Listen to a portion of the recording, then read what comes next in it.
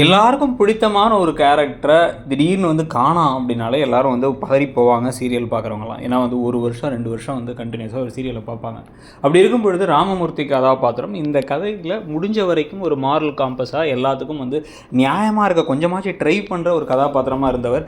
இந்த சீரியல் முடிய போகுது அப்படின்னு நடுவில் தகவல் வந்துச்சு, அப்புறம் முடியலன்னு தகவல் வந்துச்சு. இது எல்லாத்துக்கும் நடுவில் பார்த்திங்கன்னா இந்த கதாபாத்திரத்தை திடீர்னு இன்றைக்கி மரணம் அப்படிங்கிற இடத்துக்கு கொண்டு வந்துட்டாங்க. நைட்டெல்லாம் தூங்க முடியாமல் நெஞ்சை பிடிச்சிருச்சு, நெஞ்சு கரிச்சிக்கிட்டு இருக்கு அப்படின்னு சொல்லிட்டு அங்கிட்டு இங்கிட்டு நடந்துகிட்டு இருந்தவர் இரவு உறங்கினதுக்கப்புறமா தூக்கத்திலே இறந்துட்டாருங்கிறதும், அது இப்போ ஈஸ்வரி தலையில் அவ்வளோ பெரிய இடியாக விடுறதும், இந்த குடும்பத்தில் இருக்கவங்க எல்லாம் பதறி போய் அவர் எழுப்ப ட்ரை பண்ணும் பொழுது கடைசியில் அவருடைய உடம்பு ஜில்லுன்னு இருக்குது அப்படிங்கிறத புரிஞ்சுக்கிட்டு அதிர்ச்சி ஆகிறதும், அதை முதல்ல உணர்றது ஈஸ்வரி தான். ஆனால் அவங்க மனசை ஒத்துக்கிறதுக்கு மறுக்குது.